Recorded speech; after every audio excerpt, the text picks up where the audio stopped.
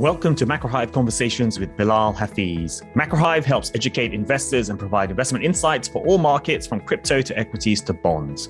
For our latest views, visit macrohive.com. So greetings, Ivy. It's great to have you on the podcast show. I've been looking forward to this conversation for a while now. Well, thank you for having me. I'm excited to be a part of your podcast. Great. Now, before we go into the meat of our conversation, I always do like to ask our guests something about their background. Our listeners love that. So it'd be good to know about your origin story. You know, what did you study at school? Was it inevitable you would end up in real estate, in research, analysis, and so on, that you've ended up becoming an expert in? What's your story?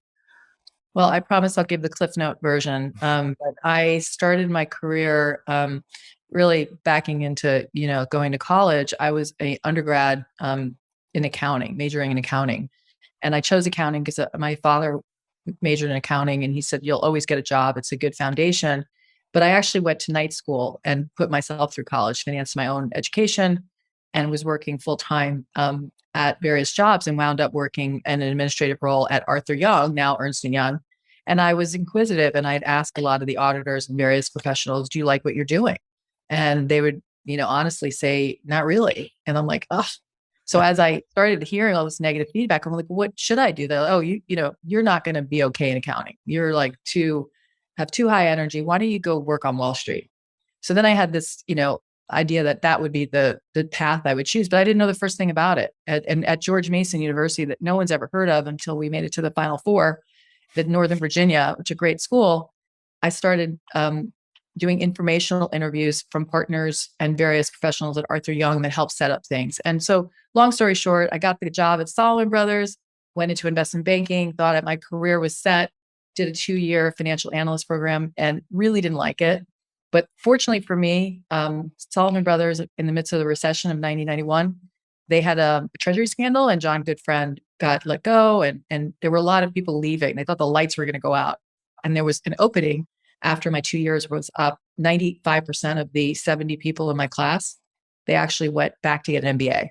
And I actually applied for an MBA at Harvard, Stanford, and Northwestern. I said, you know what? If I'm going to go get my MBA, it's got to be the best school. And I didn't get accepted to any of those. So I was pretty devastated, deflated.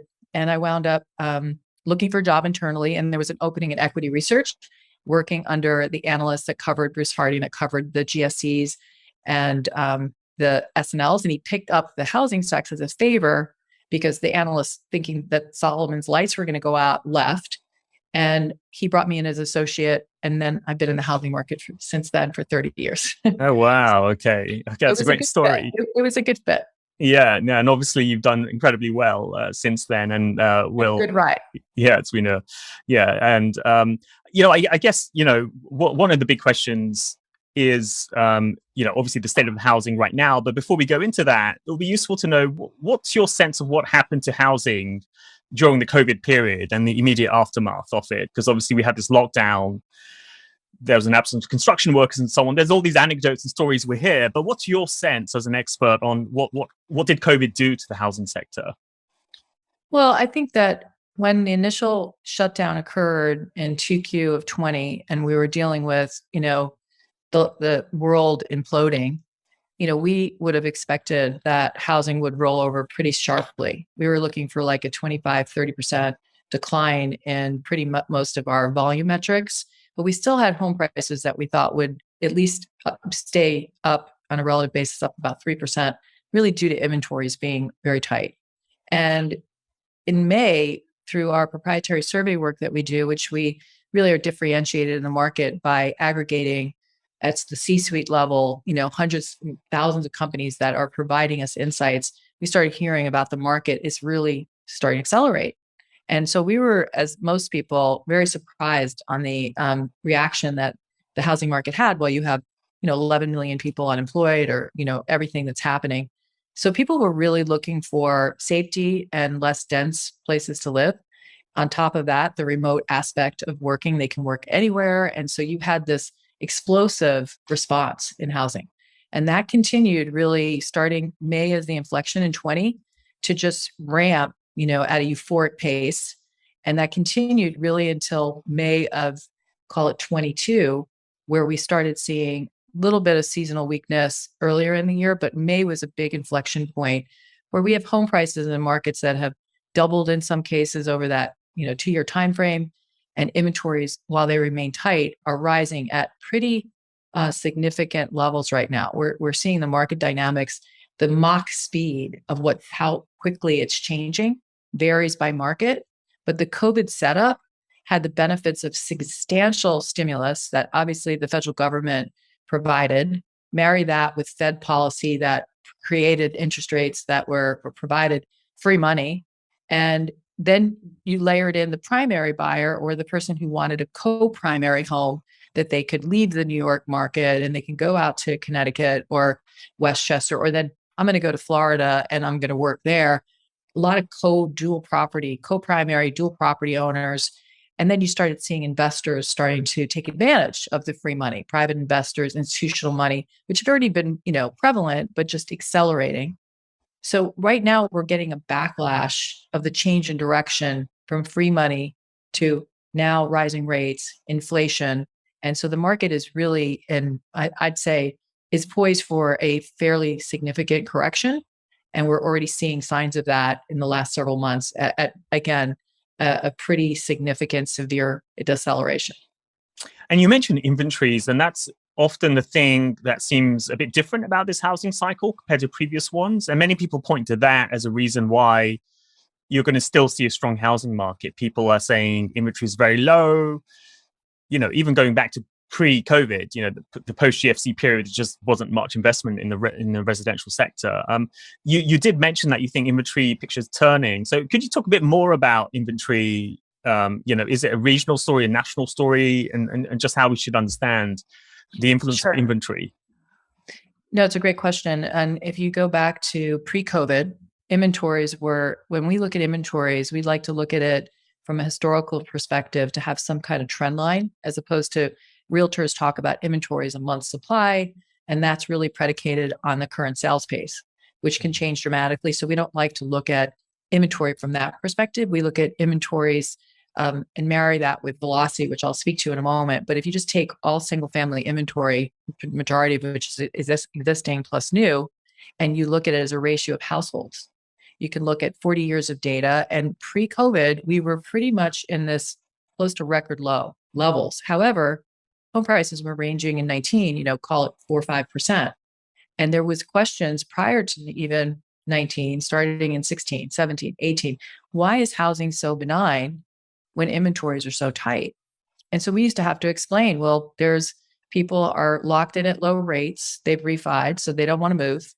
We also have, what has been, a combination of single family rental investors that have not wanted to sell these great cash flowing assets. And we were, just kind of going through mobility of, people that are aging. The population tend to move less. When you're in your 20s, the cohort between 20 and 24 will move over 50% in a given year. But when you're old dog like myself, that gets in the single digits. So you have a demographic headwind. And then what we saw with COVID is this explosion. And people talked about it, the Great American Shuffle. That Great American Shuffle has been going on for decades, where people are leaving high-cost states, going to low-cost states. But admittedly, it started going on steroids relative to where it had been, doubling in terms of the pace of migration. And inventories are really what the narrative has been. Inventories are at record tight levels through 1Q22. And in the same ratio I provided, inventories divided by households. And that trend line, if you look at it historically, call it a little over 2% would be a trend line. And in absolute numbers, the inventories peaked in 2007, I think at 4 million. And currently, a normalized level might be closer to, a little over 2 million, just in terms of absolutes. And we're currently running at a little over 1.2 million in that range. And the NAR just came out with the numbers, and I didn't even review the numbers yet because I've been jammed. But I would tell you that the level of acceleration in inventories is not so much that inventories in themselves are changing. We'll get to that moment, but it's the demand that's plummeting. So when you marry the narrative with the inventories at record lows, we have so much confidence that the housing market is going to withstand a severe correction. It's predicated on, the fact that demand is going to still be prevalent. And what you look through COVID, just to give you another stat that will help supplement the inventory, I think of the inventory number that I provided, sort of a balance sheet item. It's a point in time. And so what we look at is really understanding how quickly that inventory is turning. And if you just looked at new listings from 2013 through 2022's first quarter, the trajectory of new listings was pretty consistently on an upward trajectory, with the exception of 2Q of 20. That's where you saw that plunge. And then it just kind of came back up. So the listings were sort of normally rising. But what really changed is how quickly they were being absorbed. So we look at a stat called velocity. And velocity really shows you that turnover. So if you go and take inventory at the end of the month, how many units are available for sale? And then over the next 30 days, how much of it was sold? Historically, pre-COVID, that was running in the low 20% to mid 20% range historically. That got to over 55%. I think it peaked at nearly 60%, like 56%. So it was this, the new listings never sat there long enough to be within that balance sheet item showing inventory was there. So what we're seeing right now, we just published our broker survey today. So we aggregate data that is a sample size of north of 10% of existing home sales through C-suite executives that are independent brokers and franchise owners that we're getting as part of our survey platform, which we do for all of the various silos. And today's broker survey showed that inventories in certain markets, mostly within the West Coast and Southwest and mountain states, are rising at Mach speed. Like we have markets that are up more than 100%, markets that are up almost 200% just in inventories, as that demand should be the narrative. The velocity is plummeting, and it's a combination of rates, a lack of affordability, people getting sort of, I want to run for the exits because I know now, which I didn't back in the last downturn, that home prices can actually go down. So if you look at the severity of the rate of change, this is so much faster than the last recession because there was a lot of complacency. You know, we look back in 2005 when we published our piece at Credit Suisse called Investors Gone Wild, because we were seeing inventories were starting to build, but there was just this view that house prices aren't going to go down. So there wasn't this stampede of people trying to take advantage of all the money they made, because there were trillions of made during that cycle in terms of HPA. So now we're seeing it like, wow, I need to lock in today. And you have people canceling for their concern they're buying at the peak, or you have people deals falling out because they now recognize there's a lot more alternatives. You have investors that are, sitting in some cases, private investors on portfolios that might be, 10, 15 houses, and they, costs are up with inflation. They want to take some of that, and monetize it. Maybe they only need 2 homes instead of 15. And then you have institutional investors that have been extremely active that are also with the deepest pockets are also running for the exits in some cases. So it's really been just kind of eye-opening, shocking at the rate of change. Now, in some of the markets, elasticity still exists where you're seeing, traffic down in the Florida markets or the Southeast, call it 30 to 50%. But if you incentivize or do rate buy downs, or you are giving good deals on good product in locations that are preferable, then you're seeing still demand respond. In some markets, it doesn't matter rate buy down. It doesn't matter what discounts you provide and incentives. You're just seeing the market is arrested, and the velocity is just, fallen to levels that are shocking, frankly, in some of the markets in the country.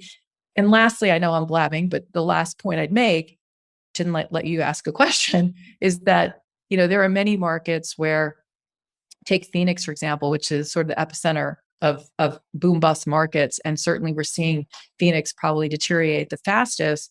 You've got, I think today, the risk that inventories, as fast as they're rising and demand again plummeting, that we could see pretty substantial price corrections, but it's going to vary by market. And I don't think it's just going to end quickly. I think this is going to be a very pressured market nationally, 23, 24, but it's going to vary considerably on where that pressure is more significant than other areas. And you mentioned investors. How much of the market is owned by investors? How big a player are they? Has it increased since COVID, or is it about the same and they're just, acting faster? How does that dynamic work? So we look at we like to call the category non-primary. And we think Okay. about non-primary, that's inclusive of second home ownership, as well as private investors, institutional investors, and what we call sort of liquidity providers, which would include bridge financiers or iBuyers. So that equates to between 24-25% based on the data aggregation that we have nationally. And we think that that's up from, call it 19-20% pre-COVID on a national basis. It may also be understated because we have a lot of cash buyers that say they're primary. So it's difficult to really determine exact numbers. There's been the explosion of, supplementing your income through Airbnb, short-term rentals. Numbers that have been thrown out that could be as high as 2 to 3 million are Airbnb units. That's been a great opportunity for people to, again, supplement incomes and even not have to work anymore. People say, why is the participation rate so low in the United States? Well, between the wealth creation and the equities and crypto, and through supplementing income with rental income, it's been a very nice position for these investors to have, which is quickly changing. And that's a part of the market that we're most focused on to try to understand what is the mindset of these investors and do they plan on sticking around. Institutional investors, I think, are more likely to look at this on a long-term basis, but the private investors are getting out big time. That's easy, but there are some institutional investors that are also starting to recognize it's probably a good idea to take some money off the table. And the Airbnb effect, I mean, it's noticeable, is it? It's something that you've observed since the creation or the popularization of the popularity of Airbnb. I think that we don't have very good data on that. I think you could probably publish data, but I would say that we have seen, from a availability perspective, it's been a very tight market. And now you're hearing more anecdotally where there's a lot of vacation rentals that are empty. And that has something to do too with the fact that people can travel again. So let's say, for example, in Palm Springs, where it was great to, own short-term rentals and profit from people that are not going anywhere but driving from LA to go to Palm Springs, now they can get an airplane. And so you're seeing a lot more empty homes. And then you have to ask, what is that investor who owns that property seeing in inflation in their overall costs? And what's their capital structure look like? Are they financed at the short end of the curve? Are they sitting on long-term money, or are they at risk of seeing, pressure on what their overall returns are? And they start to contemplate, maybe I should take profits. And housing, just finally, it's really so much driven by sentiment. When you go back in 2008, when the economy was, at the peaking in terms of the severity of the downturn, and then you kind of have, the stimulus from the government, first-time buyer tax credit, Obama stepping in and really providing support to the economy. It wasn't until 2012 that housing started accelerating, even though affordability was at all-time record levels in 09, 10, 11, because rates had fallen so much. But the consumer was concerned that they didn't want to be buying at peak prices, and a lot of inventory needed to be cleared. In a similar vein, here we are, inventories are rising, a lot of complacency that will be a result in pricing pressure, which we believe nationally home prices are going to go down in 23 and 24 in that 4 to 5% range right now in existing homes. And we're going to see that pressure. And when you think about where the sentiment is, I call it the bloom is off the rose. And that's like this massive ocean tanker. So once it changes direction and you're at a, barbecue event, or you're out to dinner with friends and yeah, we're sold, people are like, oh goodness, they start to think about it. And it takes a lot to change direction. And that's why it's so important to look at the elasticity of demand. And people say, well, millennials, are in the market buying. They've been in the market buying. So affordability is at the tightest level that's been really since the last cycle, even in excess of that for the first-time buyer market. And you mentioned you think there's going to be price declines in 23, 24, 4 to 5%. I mean, how does that compare to previous periods of price decline, say in 1990 or after the global financial crisis? In nominal terms, we've never had, prior to the great financial crisis, we had never had national home prices go down in nominal terms. So in real terms, we had modest declines nationally. And regionally, you had severe, declines in nominal and in inflation adjusted in real terms in places like in the late 80s and early 90s in California and the Northeast.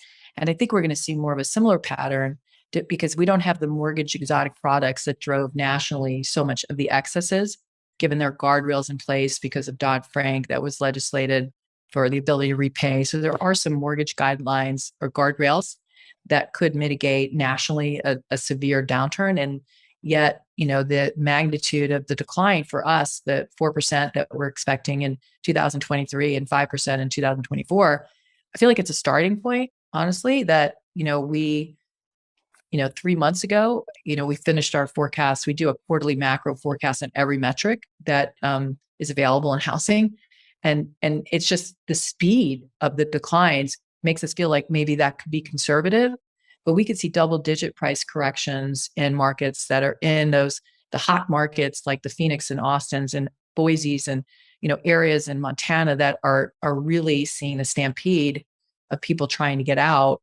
And yet, it is summer. It is over 100 degrees in most parts of the country.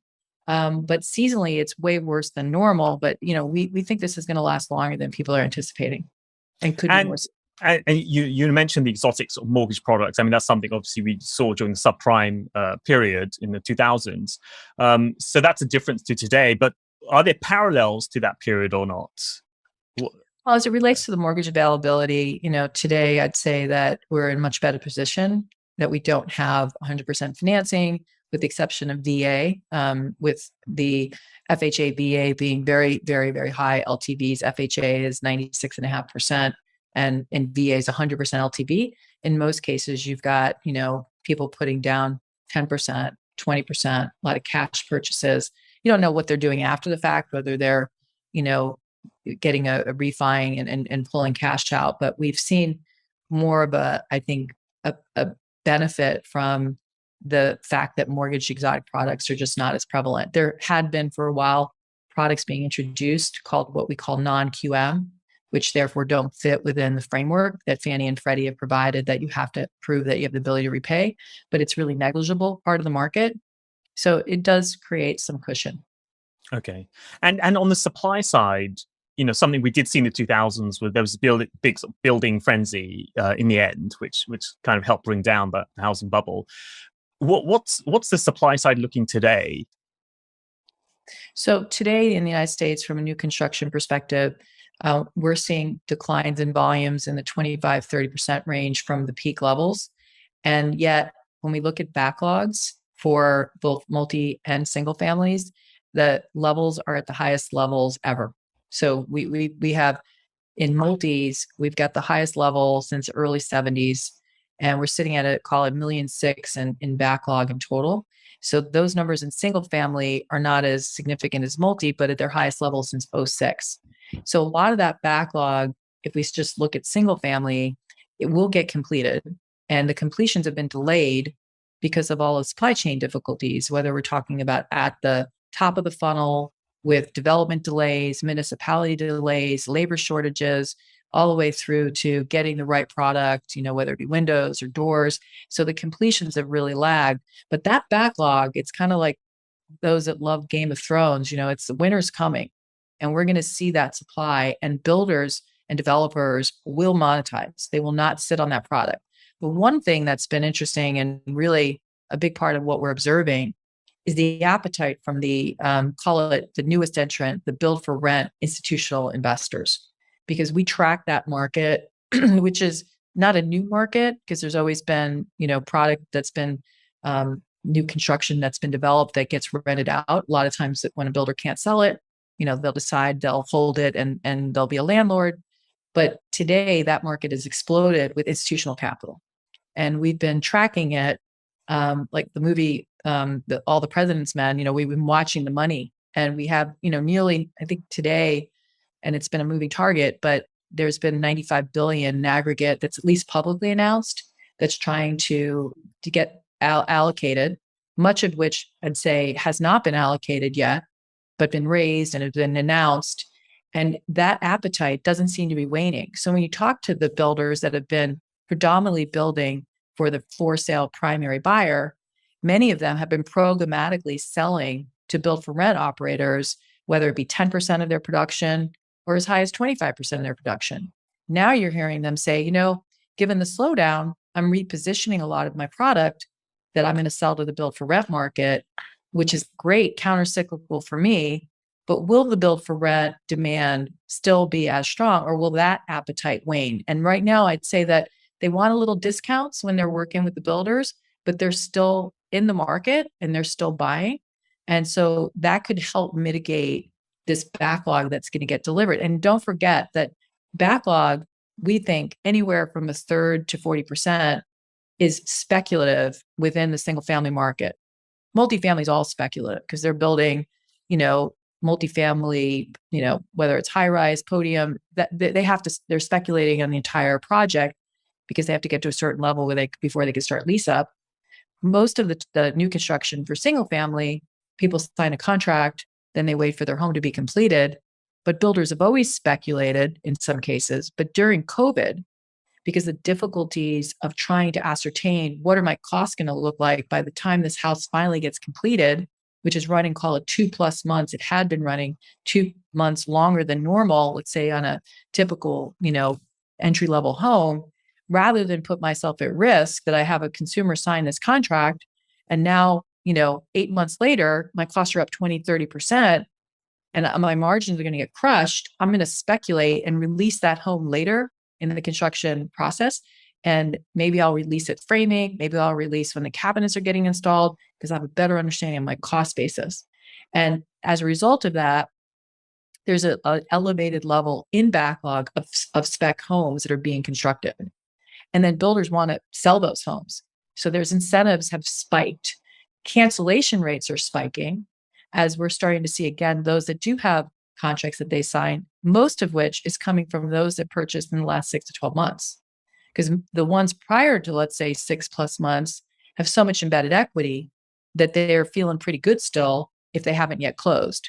But the cans are rising at a pretty significant pace due to affordability constraints where they no longer could be approved for the underwriting at the new rate level. But there are also people getting, again, cold feet, or there's just people that are recognizing that the market is, you know, for them, you know, they're investors and it just doesn't make sense for anymore because their returns won't pencil. So just thinking through the dynamics of, you know, how the market is changing so rapidly, I think the build for rent is a big part of the, you know, dynamics that we have to watch what they do. And will we flood the market with just a lot of homes available for rent? Because the dialogue in the media is, well, people can't afford to buy now, they're just going to rent. And there's this massive shortage of homes available for the demographics of this country. And we just frankly disagree with that. We published a piece that's available for purchase on our website called Cradle to Grave last summer in August. And it wasn't very well received because it's quite sobering, the US demographic outlook, as is the globe. I mean, the demographics are definitely a headwind. And we think that we're more imbalanced right now in terms of the normalized level of what should be built and what's completed. But given the backlog, if we complete all this backlog, then we're going to be overbuilt in both multis and in singles. And so our view has been much more pragmatic and cautious relative to those that are saying there's this massive deficit, and the capital that's been chasing resi, which resi is like the prettiest girl at the dance, I call it. They see that deficit as a way to really benefit long term and have not deviated at all at this point from that view. So we're watching that very closely. And so this backlog measure sounds interesting. I mean, it seems almost like the better indicator to look at rather than inventory. So in essence, we're seeing at a time when demand is starting to fall because of all the reasons you mentioned earlier, where we're going to get a lot of new supply coming into the market as this backlog completes. And then you have this build to rent, you know, where you could flood the market with rentals, you know, as well, if assuming that completes as well. Well, the build for rent portion is embedded in that backlog. Okay. So if the builders, you know, when you look at the builders in total, so when you see housing starts reported, there's two numbers. There's the production builders that are building to sell those homes, and then the non-production, which tend to be viewed as custom, where people might buy a lot and then they'll build on their own lot. And therefore, they're different categories. In the non-production starts, that includes build for rent. So when we look at our forecast right now, we forecast housing starts, we're looking for a 5% decline in single family starts for 23. but that includes a 16% reduction in production starts, offset by a 10% increase in non-production starts, predominantly due to build for rent. Built for it. Yeah. So that piece of it is very critical to understanding what the volumes are going to do. And as builders are shifting and reconfiguring product to go to the rental market, and people's perception is that, well, the rental market's going to benefit. I think it's just a question of recognizing that this is not affordable product that they're providing to consumers that can't afford to buy. I mean, you're looking at homogeneous product that's, monthly payment in some cases as a rental is more expensive on a per square footage basis than it is to actually buy if you can afford the down payment or you don't have too much debt and you get approved.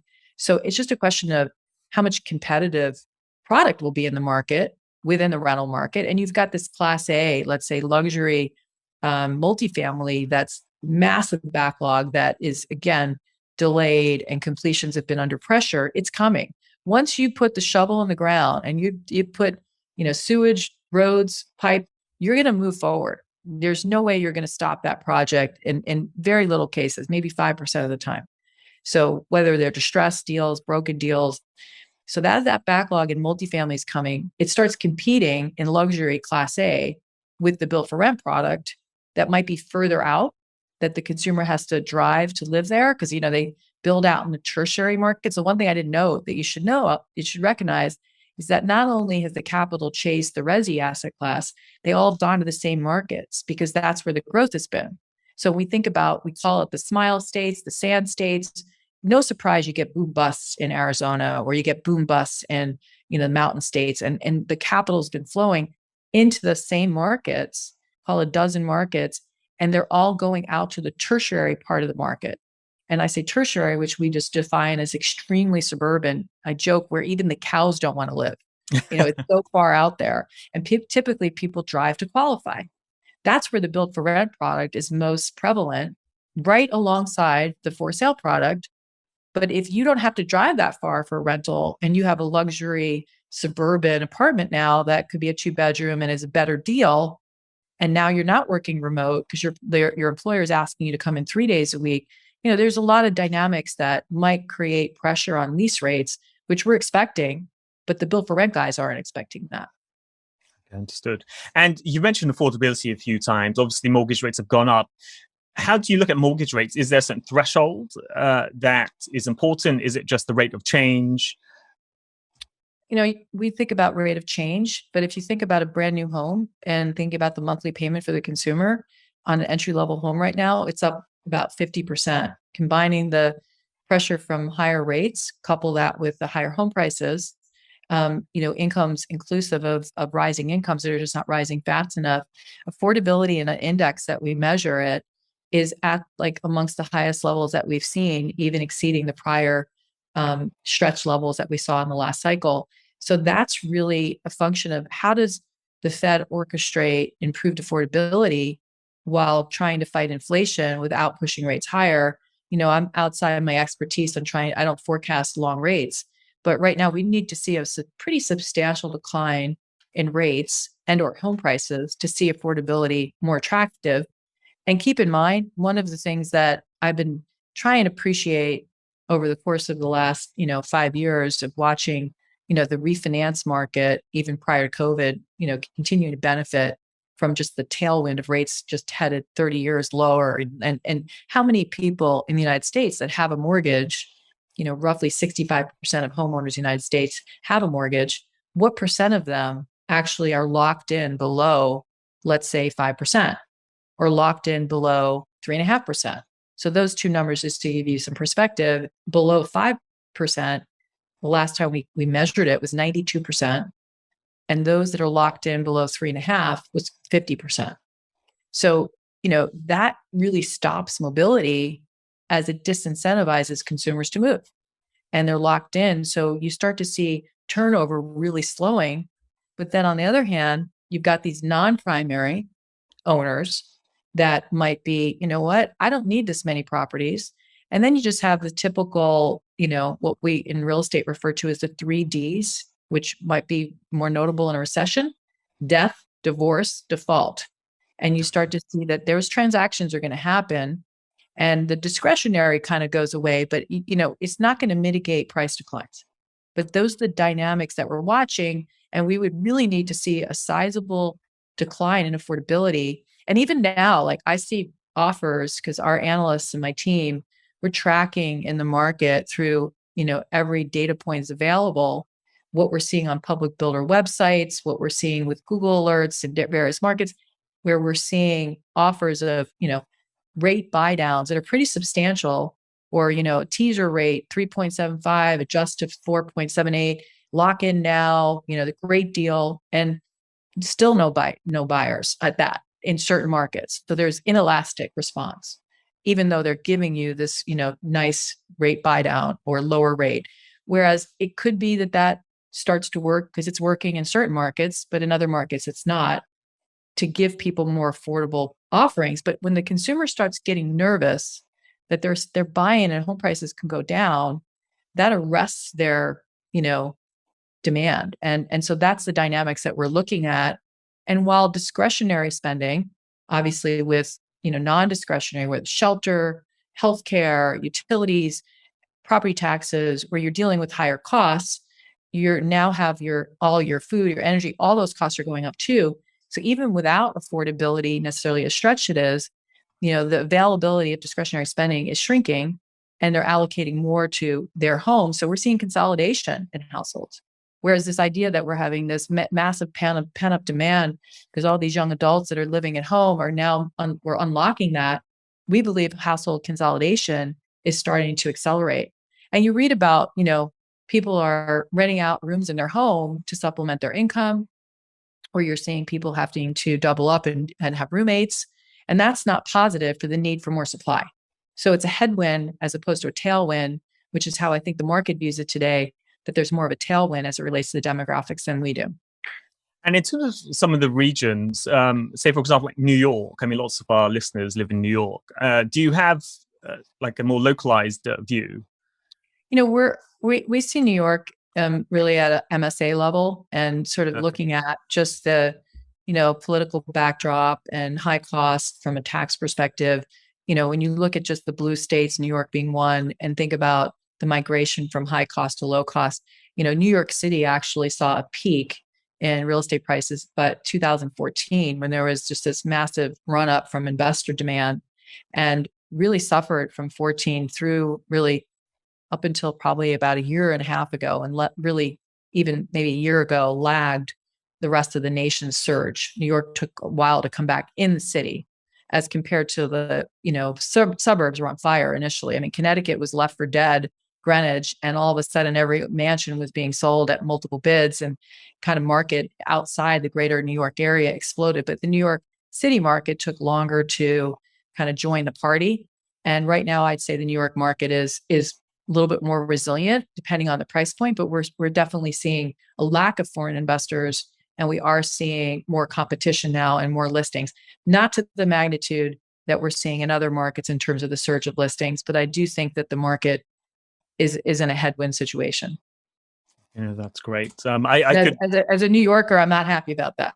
I can imagine. I could carry on asking you questions, but I think you've laid out a very compelling case for the outlook for the next few years. And you've made more favorable. Yeah. Unfortunately, it's not as favorable, but it's better for people to have complete information than they're not.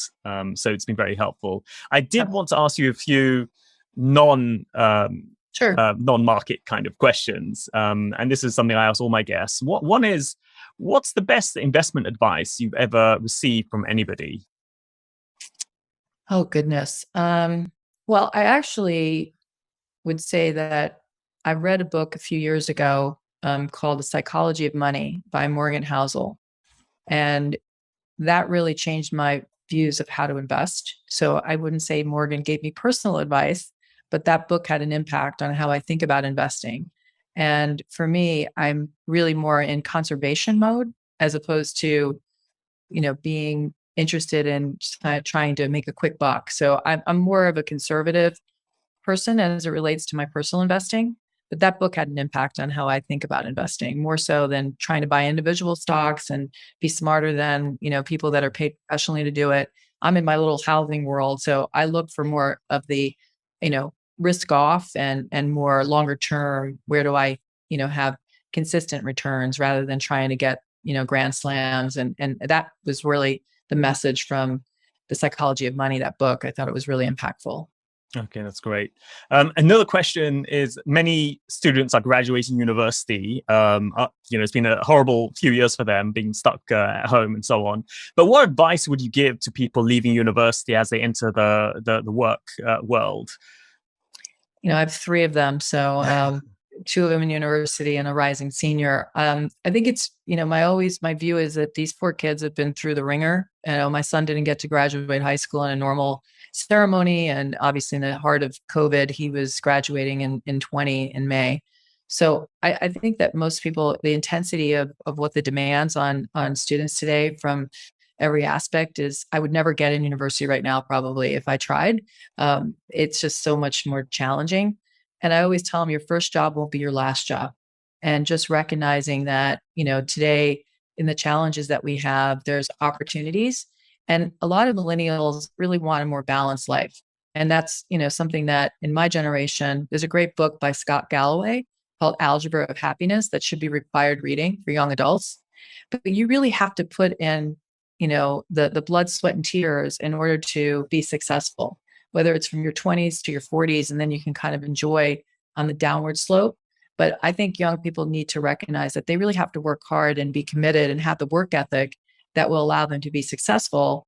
And many are like, what, my weekends, or, it's just a different philosophy. So I think if you really are interested in being successful, then you have to put the work in and recognize that you can change direction in careers. One of my good friends' son was in property management, and at 30, he went to learn how to code and took a loan, and now he's shifted. And so it's never too late to change. And if you're in a major and you don't really like it, you can reinvent yourself, and don't be afraid to take that risk. Because when you're young, you don't have kids, you're not married, and all the responsibilities that we have, it's harder.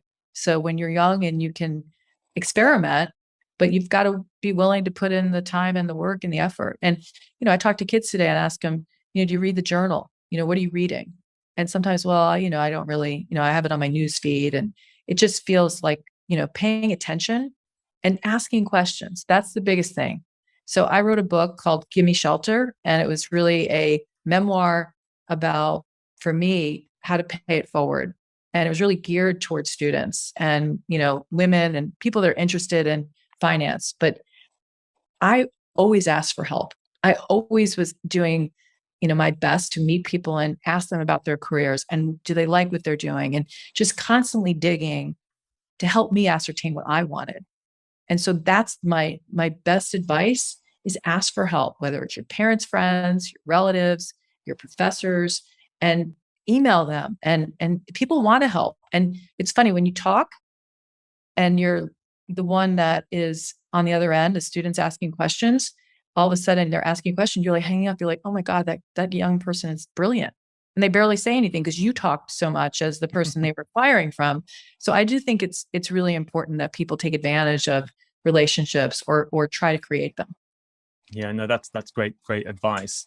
Another question I had was, you obviously digest a huge amount of information, and there's so much information, so many information sources. Do you have a system or some way of keeping on top of everything? Absolutely. Organizationally, we wouldn't be successful, and we really rely upon our own data aggregation machine. Again, having the ability to have relationships with C-suite executives across our entire housing ecosystem, and doing a systematic monthly aggregation of that, marrying that with all the public data that's available. We could synthesize and triangulate and really collaborate with each other on what we're seeing month to month. And intermonth, we're in many cases, especially right now, given the severe changes in the market, we're on the phone talking with the owners and operators, because you can have the best models in the world. It's already proven they didn't work. So mine is the, boots on the ground, having the ability to aggregate on a monthly basis, on a quarterly basis, what we're really, we're learning from these, great partners of ours, and then tracking all the public available data from the publicly traded companies. So it's it definitely is a lot of information that comes into the funnel, and then working very hard to utilize what we can into our programmatic foundational systems that we've created. So I would just say that we're fortunate that we have this business model because it's unique and differentiated, but we also do a lot of deep dive thematic work that creates a foundation like the demographic work we've done to help us understand where we are in the cycle. But we're always testing ourselves, never complacent. I always call myself, I'm like a paid worrier. I'm just always looking and skeptical about whether it's good or bad, the sustainability of that. But, our work, if you check out our website, we do offer the research a la carte or in various silos that could be purchased for investors to check out. And I think that, our consistency, we're not a one-hit wonder. We've been consistently providing, I think, research that has been helpful to our predominantly institutional investors to help them, with what investment strategies they might be employing. So that's our business model. That sounds great, and I'll include a link to your site so people can sort of click straight through to it. So with that, I just wanted to say a big thank you for participating in the podcast show. I've learned a lot, both in terms of housing and also from a personal level as well. And it's great having you on. Thank you. Thanks for listening to the episode. Please subscribe to the podcast show on Apple, Spotify, or wherever you listen to podcasts. Leave a 5-star rating, a nice comment, and let other people know about the show. We'd be super grateful. Finally, sign up for our free newsletter at macrohive.com/free. That's macrohive.com/free. We'll be back soon, so tune in then.